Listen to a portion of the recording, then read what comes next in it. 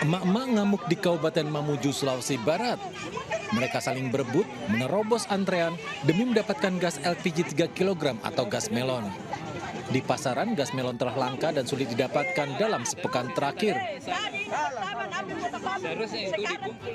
Namun banyak yang telah antre berjam-jam tak juga mendapatkan gas melon.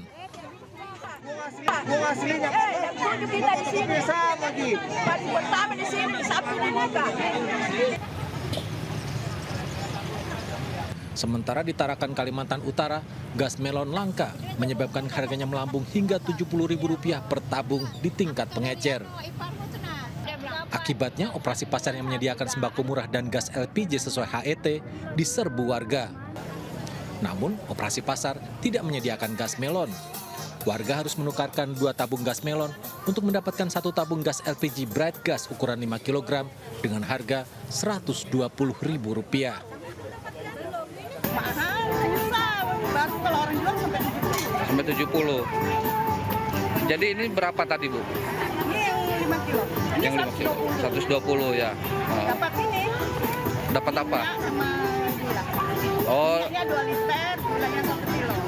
itu 120.000, Bu ya. Dari puasa tuh kan, Maret, April, Mei, Juni, 3 bulan Sampai sekarang tuh ya. Ya, sampai sekarang. Kalaupun ada mahal ya di warung. Ya, Kelangkaan gas melon di Tarakan terjadi sejak 3 bulan terakhir. Warga berharap ada perhatian dari pemerintah atau instansi terkait agar gas LPG melon kembali tersedia dengan harga sesuai HET. Tim Liputan iNews melaporkan.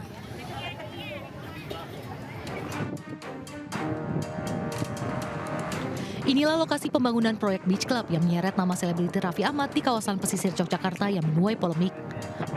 Proyek pembangunan Beach Club ini terhenti meski sudah ada beberapa pondasi yang dibangun. Muncul petisi pada laman change.org yang menolak pembangunan Beach Club tersebut. Dalam petisi yang sudah ditandatangani lebih dari 60.000 kali ini, warga menyerukan penolakan karena akan merusak bentang alam karst dan mengganggu ekosistem serta bisa berdampak pada kekurangan sumber air bersih. Menanggapi penolakan tersebut, Raffi Ahmad yang menjadi salah satu investor menyatakan mundur, terlebih proyek tersebut belum mengantongi izin. Hukum, saya juga sangat mengerti bahwa terdapat beberapa kekhawatiran dari masyarakat terkait proyek ini yang belum sejalan dengan peraturan yang berlaku. Dan dengan ini, saya menyatakan akan menarik diri dari keterlibatan saya dalam proyek ini. Sementara itu, pemerintah Kabupaten Gunung Kidul mengaku tidak semua kawasan karst tak boleh digunakan, apalagi masuknya investor dapat meningkatkan perekonomian masyarakat.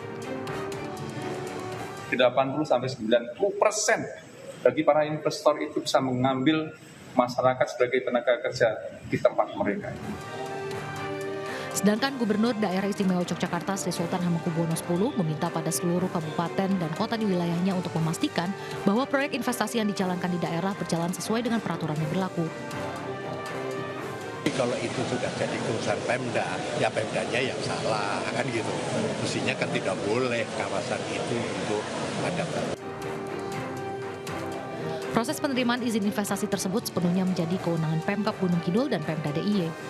Hanya saja menurut Sri Sultan, jika lokasi yang dipilih untuk berinvestasi dilindungi dan diakui UNESCO, maka tak seharusnya diperbolehkan lantaran bisa mengganggu kelestarian alam.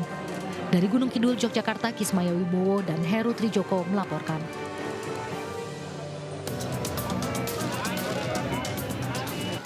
Mantan Gubernur DKI Jakarta Anies Baswedan menerima surat rekomendasi dari Partai Kebangkitan Bangsa (PKB) untuk maju di Pilkada Jakarta 2024. Surat rekomendasi diserahkan langsung Ketua DPW PKB Jakarta, Hasbiallah Ilyas. Usai menerima surat rekomendasi, Anies menanggapi wacana pencalonan bersama Ketua Umum PSI Kaesang Pangarep. Anies mengungkapkan, semua orang punya hak untuk dipilih dan memilih. Jadi pada fase ini saya bisa katakan secara prinsip negeri ini menganut prinsip itu. Semua punya kesetaraan kesempatan. Tapi Pak Anies mau nggak kalau dipasangnya sama Kaesang? Sekarang ini kita memikirkan bagaimana agar tidak PKB sendirian, tetapi bisa bersama-sama dengan partai yang lain. Karena tidak mungkin bisa mengusung sendirian, bukan? Wacana pasangan Anies Baswedan Kaesang Pangarep dalam Pilgub DKI Jakarta mengemuka saat DPW PKB Jakarta mendeklarasikan dukungan terhadap Anies Baswedan. Ketua DPW PKB Jakarta Hasbiallah Ilyas mengaku sudah berkomunikasi dengan Partai Solidaritas Indonesia (PSI). Bahkan Kaesang sendiri terbuka dengan usulan tersebut. Anies diizinin Pak Jokowi? Ibu saya perlu izin. Saya ketua umum, saya ada kursi di sini. Beda. Tapi lebih potensi dengan Pak Anies atau dengan Pak RK? Apa? Potensinya lebih dengan Pak Anies atau Pak RK? Intinya kami itu terbuka dengan siapapun. Ini nggak terlepas, bukan hanya saya aja ya nanti yang sebagai cawagup. Kita kan masih ada Grace Natali, kita juga ada teman-teman yang lain kan. Tapi balik lagi dipasangkan dengan siapapun ya kita harus siap. Anies menjadi bakal calon gubernur pertama yang secara resmi diusung partai politik dalam Pilgub Jakarta. Namun calon kuat lainnya, Ridwan Kamil, masih menggantung. Partai Golkar belum menentukan apakah akan maju di Pilkada Jakarta atau di Jawa Barat. Partai Gerindra selaku koalisi mengakui nasib Kang Emil menunggu hasil survei. Partai Gerindra dan beberapa partai koalisi sedang menggodok beberapa nama termasuk Pak Ridwan Kamil. Nah ini sementara kita lagi melihat survei yang sedang berjalan, nah tentunya sampai dengan pendaftaran ini masih fluktuatif dan dinamis. Meski tak akan lagi jadi ibu kota negara, kursi penguasa Jakarta masih jadi rebutan. Jakarta masih menjadi ibu kota politik dan pusat perhatian. Tim Liputan iNews melaporkan.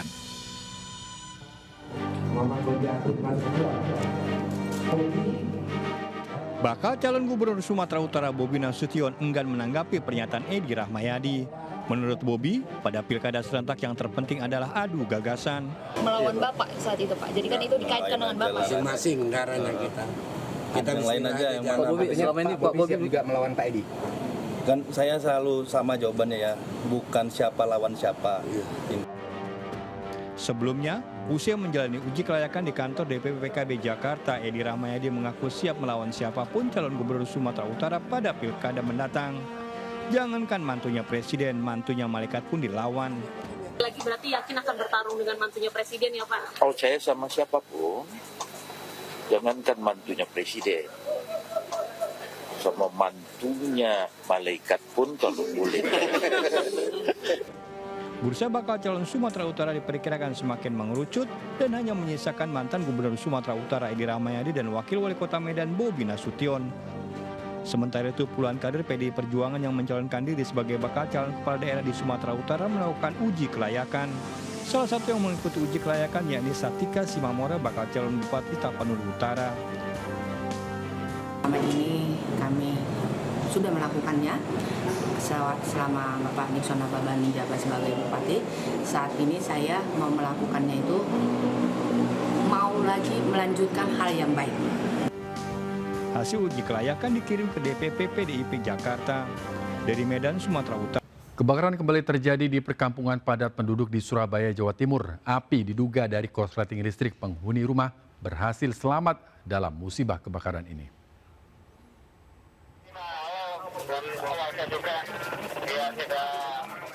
Kebakaran melanda sebuah rumah di kampung padat penduduk Simo Sidomulyo 9, Surabaya, Jawa Timur. Api membakar seluruh isi rumah. Sudah besar tahunnya, ini kan di belakang. Ya. Ada berapa orang yang di dalam tadi? Penghuninya itu ada 10 jiwa, 10 jiwa. 3 kakak. Itu semua berhasil dievakuasi keluar? Alhamdulillah bisa keluar semua, nggak ada korban.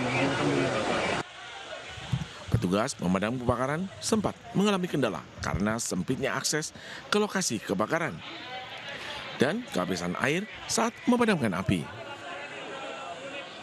Itu api sudah membesar. Informasinya karena mungkin konslet listrik, kemudian api sudah naik ke lantai 2, kemudian jatuh di lantai 1 sehingga apinya semakin membesar. Untuk korban nihil, kemudian untuk tim dari damkar kita turunkan 14 unit pemadam kebakaran bersama Rizky. Akibat kebakaran, kerugian materi ditaksir mencapai ratusan juta rupiah. Dari Surabaya, Jawa Timur, Hari Tambayong melaporkan. Sebuah mobil pengangkut 10 sepeda listrik ludes terbakar di jalan tol dalam kota Jelambar, Jakarta Barat. Diduga penyebab kebakaran akibat korsleting pada sepeda listrik.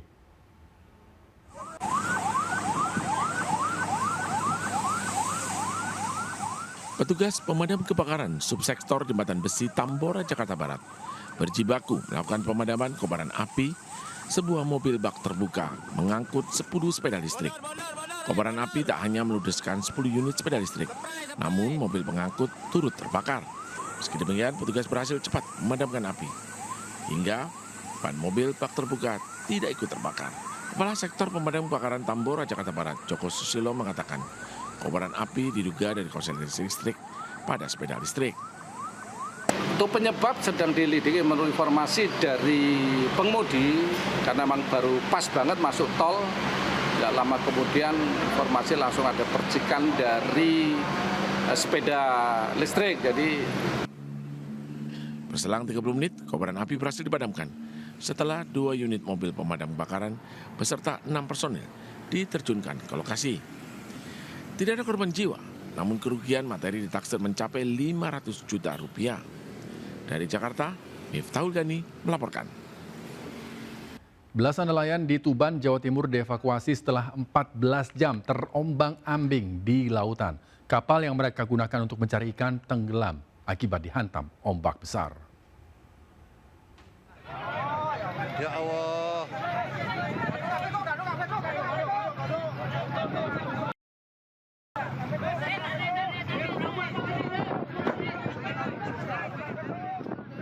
14 nelayan pencari ikan di Tuban, Jawa Timur dievakuasi setelah 14 jam terombang-ambing di lautan. Selama belasan jam mereka berupaya agar terus terapung menggunakan jaringan yang terikat.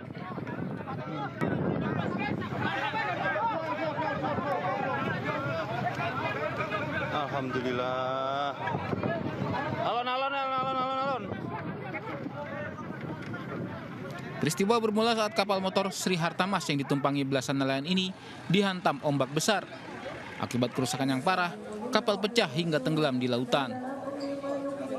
Terus di sana itu ngapung pakai apa, Pak? Pakai jurigen sama tutup box. Berarti selama 14 jam itu ngapung ya, itu ya? Ya ngapung itu.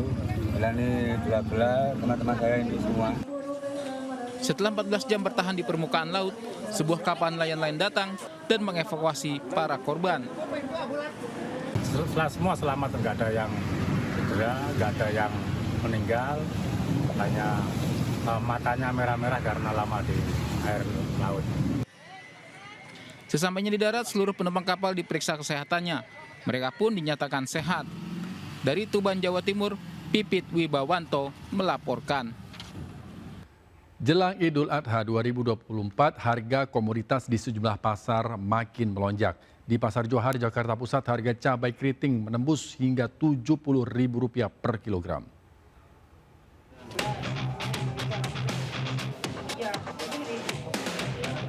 Mahalnya sejumlah komoditas jadi sorotan para pedagang dan warga di Pasar Johar Baru, Jakarta Pusat. Salah satunya cabai keriting yang naik menjadi Rp70.000 dari Rp60.000 per kilogram. Sementara cabai rawit kini tembus Rp60.000 dari semula Rp50.000 per kilogram. Para pedagang menduga kenaikan dipicu oleh faktor permintaan yang banyak jelang Idul Adha. Kenaikan berbagai jenis cabai terjadi sejak 3 hari lalu dan berpengaruh terhadap omset pedagang.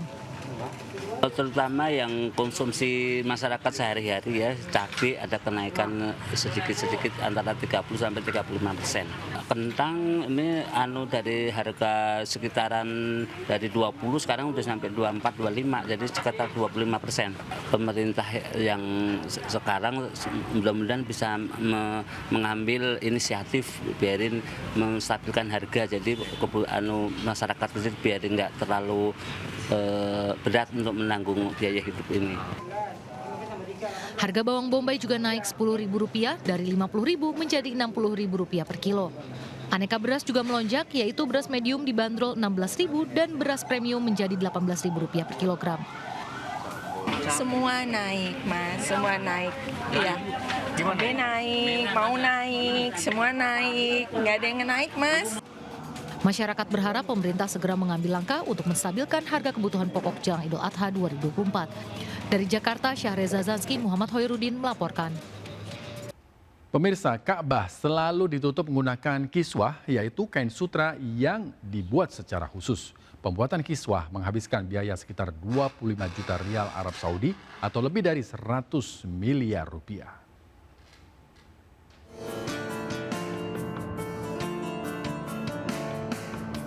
Lebih dari 1,5 juta calon haji dari berbagai negara memadati Masjidil Haram Mekah, Arab Saudi untuk tawaf atau mengelilingi Ka'bah. Untuk menjaga kesucian dan kebersihan Ka'bah diperlukan kain penutup atau kiswah.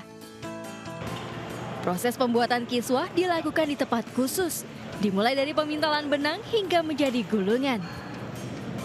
Kiswah dihiasi dengan bordir timbul yang tertutup benang emas. Kiswah mencakup penutup pintu Ka'bah yang juga terbuat dari sutra dengan ketinggian 6,5 meter dan lebar 3,5 meter. Kiswah terdiri atas 5 potong saling sambung menyambung menutupi sisi Ka'bah. Dibutuhkan 760 kg sutra untuk pembuatan kain kiswah.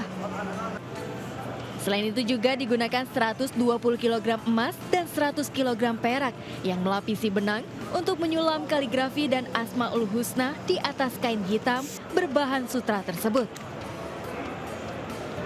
Pembuatan kiswah menghabiskan biaya sekitar 25 juta rial Arab Saudi atau lebih dari 100 miliar rupiah.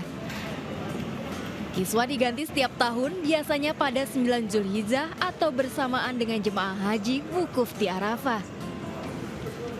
Dari Mekah, Arab Saudi, Lukman Hanafi melaporkan.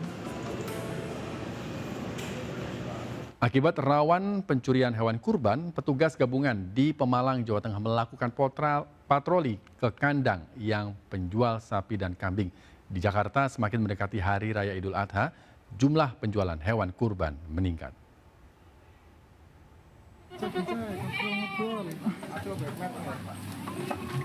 Sejumlah petugas gabungan dari TNI dan Polri melakukan pengawasan ke sejumlah kandang pedagang hewan kurban di Kota Pemalang, Jawa Tengah.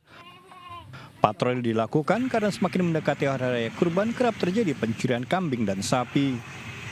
Selain melakukan pengawasan, petugas gabungan juga memberikan paket sembako kepada penjaga kandang hewan kurban.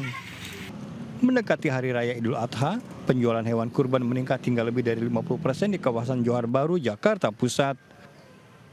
Berbagai jenis hewan kurban dijual mulai dari sapi jenis limosin, kambing Jawa Randu hingga kambing etawa yang didatangkan dari Wonosobo, Jawa Tengah. Harga hewan kurban pun beragam. Dari range harganya itu dari 21 juta sampai 50 juta, tergantung dari bobot beratnya juga. Untuk kambing? Kalau untuk kambing itu standarnya dari 2.500.000 sampai 7,5 juta. Kondisi berbeda terjadi di Medan, Sumatera Utara. Semakin mendekati Hari Raya Idul Adha, jumlah pedagang hewan kurban mengaku masih sepi pembeli. Meski demikian, pedagang tetap memperhatikan dan menjaga kesehatan hewan dengan memberikan vitamin dan memandikan. Terima kasih Anda masih bersama kami. Pemirsa, Kejaksaan Agung RI telah melimpahkan berkas perkara 10 orang tersangka kasus korupsi tata niaga komoditas timah. Jaksa penuntut umum akan melanjutkan proses dakwaan sebelum dilakukan ke pengadilan. Penanganan dugaan kasus korupsi di wilayah izin usaha pertambangan PT Timah Tbk periode 2015-2022 masih terus bergulir. Penyidik Kejaksaan Agung telah menyerahkan berkas perkara 10 tersangka kepada Jaksa Penuntut Umum di Kejaksaan Negeri Jakarta Selatan. Selain penyerahan berkas, Kejaksaan Agung juga menyerahkan sejumlah barang bukti seperti dokumen, uang tunai, logam mulia, sertifikat tanah, serta beberapa unit mobil mewah. Sebelumnya, penyidik Jampitsus Kejagung telah menyerahkan berkas perkara 2 tersangka yakni Tamroni dan Ahmad Albani. Sebanyak 12 tersangka telah dilimpahkan ke JPU dari total 22 tersangka yang telah ditetapkan oleh Kejaksaan Agung. Perlu kami sampaikan bahwa hal ini tentu memenuhi maksud dari pasal 139 KUHP, di mana dikatakan bahwa penuntut umum ketika menerima berkas perkara dan sudah nyatakan lengkap akan menentukan sikap apakah perkara ini dapat dilimpahkan ke pengadilan atau tidak. Dalam kaitan inilah maka penyerahan tersangka dan barang bukti, karena beberapa waktu yang lalu penuntut umum telah menyatakan berkas perkara lengkap. Sehingga penyidik menyerahkan para tersangka hari ini dan barang bukti kepada penuntut umum di Kejaksaan Negeri Jakarta Selatan. Pemirsa, kasus ruda paksa terhadap anak di bawah umur berinisial AN di apartemen Green Pramuka kembali diperiksa penyidik Polda Metro Jaya. Korban dan saksi dipanggil untuk melengkapi pemeriksaan yang telah dilakukan sebelumnya.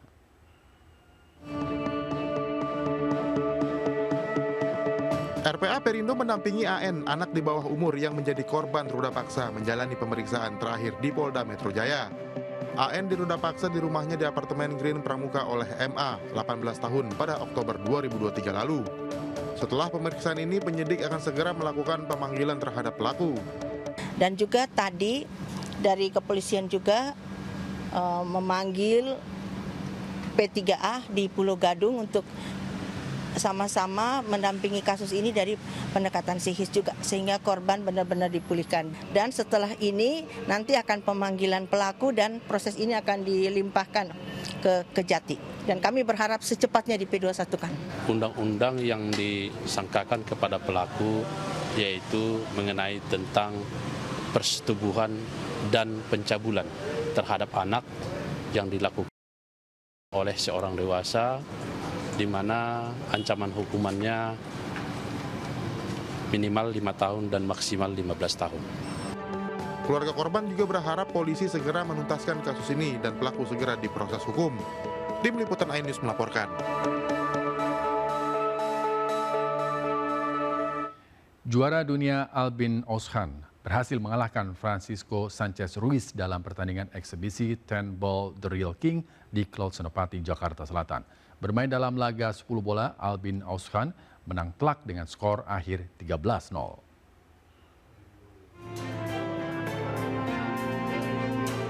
Pengurus Besar Persatuan Olahraga Biliar Seluruh Indonesia (PB Popsi) bersama Moore Production menggelar Meet and Greet sebagai salah satu rangkaian kegiatan eksebisi biliar kelas dunia 10 Ball The Real King. Digelar di Cloud Senopati, Jakarta Selatan, dua juara dunia biliar Albin Ozhan dan Francisco Sanchez Ruiz bertanding memperebutkan gelar 10 Ball The Real King. Hasilnya Albin Ozhan berhasil mengalahkan Francisco dengan skor telak 13-0. It's great. I've been the first time here. So much passion and love for the game we saw already yesterday and today. Many fans came to watch me in front play. Also yesterday for the doubles match, it was great. Yeah, this is my second time here in Indonesia. I'm really happy to be here again because I enjoy every single moment with the crowd. I mean, you can feel the passion here in this country, so this is unbelievable to be back here. Yeah. Acara yang didukung PB Popsi ini digelar untuk memotivasi dan mengembangkan kualitas pebiliar Indonesia. Dan kita berharap dengan datangnya dua juara dunia ini akan membuat para pemain muda itu terpacu bahwa mereka juga bisa nanti one day mungkin ada pemain Indonesia yang berlaga di kejuaraan dunia. Semoga antusiasme pemain biliar di Indonesia ini makin meningkat, bisa memotivasi mereka juga dengan kita datangkan ini. Atas kemenangannya ini, Albin Ozhan berhak mendapatkan persembahan hadiah berupa uang $2.000 Amerika Serikat. Dari Jakarta, Hamzah Azwan Has, Ari Setiawan, iNews melaporkan. Kesal karena mengganggu ujian sekolah, seorang guru menghadang sebuah bus karena membunyikan klakson telolet.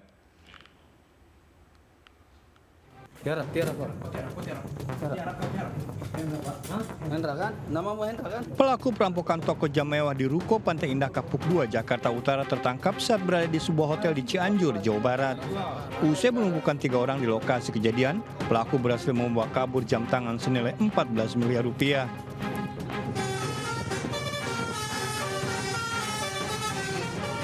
Seorang guru sekolah dasar di Depok, Jawa Barat menghadang dan memukul bus saat membunyikan klakson telolet. Saat kejadian, pihak sekolah sedang mengadakan ujian di hari pertama.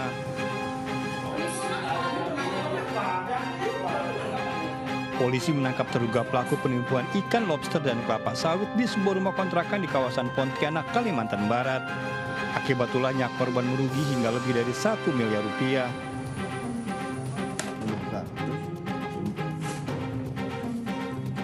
Tim gabungan dari Direktorat Narkoba Bareskrim Mabes Polri dan Bea Cukai menggerebek pabrik ekstasi di Jalan Kapten Jumhana, Medan, Sumatera Utara. Setelah melakukan penyelidikan dan pengintaian, petugas pun menggerebek lokasi dan menemukan laboratorium narkoba beserta bahan baku pembuatan ekstasi.